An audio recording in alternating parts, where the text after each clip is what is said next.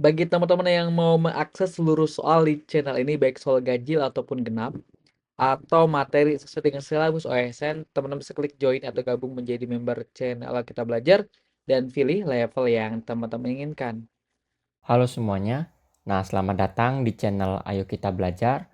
Pada video kali ini kita akan coba untuk melanjutkan pembahasan OSNP Astronomi tahun 2025 untuk soal nomor 3. Seperti apa soal nomor 3 ini? Mari kita langsung saja lihat ya. Microlensing merupakan salah satu metode yang digunakan dalam pendeteksian planet ekstrasolar. Teknik ini dilakukan dengan mengamati perubahan kurva cahaya bintang latar belakang yang tampak lebih terang akibat adanya objek lain yang melintas di antara pengamat dan bintang tersebut. Contoh di bawah ini memperlihatkan simulasi kurva cahaya dari peristiwa microlensing. Ketika kecerlangan bintang latar belakang meningkat karena dipengaruhi oleh keberadaan sebuah bintang beserta planet yang mengorbitnya, berdasarkan perubahan kurva cahaya di atas, terutama bagian pemuncakan kecerlangan, bagaimana posisi lintasan bintang latar belakang terhadap kaustik atau peta magnifikasi yang dibentuk oleh sistem lensa bintang plus planet pada bidang sumber. Di sini ada grafik yang kita lihat di sini magnifikasinya ada 2 kali, lonjakannya ada spike yang tinggi, ada lonjakan yang tinggi 2 kali. Yang pertama ya sekitaran 8, berapa ini? 8,25 mungkin ya. Lalu di sini berarti 12,25. Ya mungkin sekitar segitu. Nah, ini ada waktunya. Waktunya itu kalau kita lihat lumayan cepat ya. Nah, di sini ada pertama tidak terlalu tinggi, setelah itu lonjakan yang selanjutnya sangat tinggi. Nah, di sini kita akan memetakan yang mana yang benar sesuai dengan grafik di soal.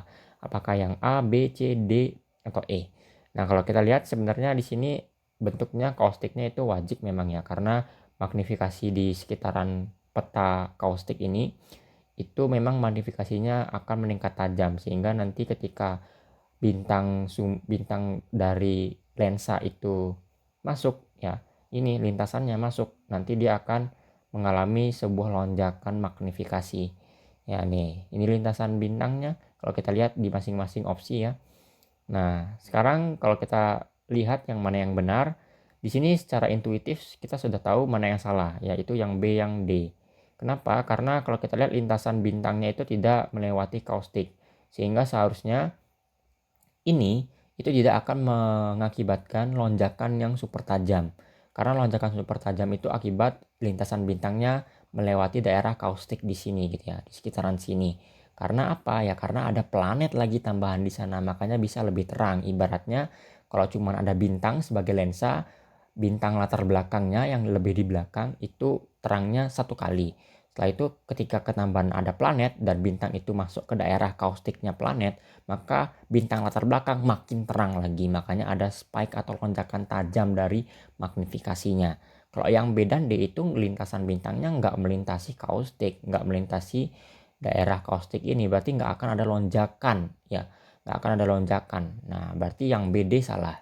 Kalau yang ada lonjakan itu berarti yang A, C, E, karena dua ini itu dia kalau kita lihat ya, kalau kita lihat itu memotong kaustik ya. Nah, terus dia lintasan miring karena memang waktunya itu lumayan singkat ya di sini ya kalau kita lihat durasi dari lonjakannya. Sehingga di sini dia miring ya. Terus ada yang dari miring kiri atas ke kanan bawah, ada yang dari kanan atas ke kiri bawah. Yang mana yang benar? Sebenarnya ini nggak ada bedanya karena ini tentang gerak relatif aja. Jadi kalau misalkan kita lihat dari sini itu dibalik aja waktunya gitu ya. Nah, ini tentang gerak relatif, sama aja kayak dari kiri ke kanan dan dari kanan ke kiri gitu ya. Nggak ada bedanya gitu ya. Nah, sekarang kalau kita lihat di sini kan dari kiri ke kanan ya. Nah, di sini kalau kita lihat dulu yang mana nih? Yang A mungkin ya. Nah, ini kan dari kanan ke kiri, berarti dibalik ya, dari kanan ke kiri gini ya, seret. Nah, jadi waktu di sini, terus lonjakan yang pertama yang paling tinggi, lonjakan kedua yang paling rendah, dari kanan ke kiri. Nah, karena waktunya itu kan menurun ya. Sekarang kalau kita lihat di sini, yang pertama itu dekat sudut yang tinggi ini. Nah, sudut ini itu dia paling tinggi lonjakannya. Kalau dia daerah yang cusp ini, ya yang agak landai, ya yang bagian sini itu yang lebih rendah lonjakannya, gitu ya. Karena sudut ini yang keempat ini menunjukkan lonjakan yang paling ekstrim ya. Nah, ini 1 2 3 4 gitu ya. 4 5. Nah, itu dia menunjukkan lonjakan yang paling ekstrim. Berarti dia masuknya pertama ekstrim, keluarnya tidak terlalu ekstrim dari yang sebelumnya gitu ya. Karena kan dia ibaratnya transit gitu ya. Jadi lintasan bintang, lensa bintang itu masuk ke daerah kaustik berarti dia transit, sehingga pasti ada dua fase. Fase saat masuk dan fase saat keluar, makanya ada lonjakan 2 kali gitu ya. Ini saat masuk yang pertama lonjakan paling besar, saat keluar dia udah nggak melewati atau nggak terlalu berada di dekat sudut-sudut yang tajam ini. Dia agak landai di sini ya. Nah, itu berarti dia lonjakannya lebih rendah dari yang sebelumnya. Nah, jadi di sini keluarnya, di sini masuknya. Nah, karena ini di reverse gitu ya, dibalik waktunya gitu ya, dari kanan atas ke kiri bawah, maka ini sesuai dengan grafik. Kenapa? Kalau kita lihat dari kanan ke kiri ya, kanan ke kiri, kanan awalnya lonjakannya paling tinggi. Sesuai kan, dia masuk lonjakannya paling tinggi dekat sudut. Terus keluarnya agak landai sehingga dia lonjakannya itu lumayan rendah dari sebelumnya. Nih kalian lihat. Ya, kalau yang lain itu salah. Kenapa? Kalau yang C ini hampir sama ya harusnya ya kalau yang C. Dari kiri ke kanan harusnya untuk lonjakannya setara karena kalau kita lihat di sini simetris gitu ya dia ya. Memotongnya itu simetris gitu. Yang pertama landai, yang kedua juga landai dan itu kalau kita lihat secara gamblang ini sama nih. Lihat nih.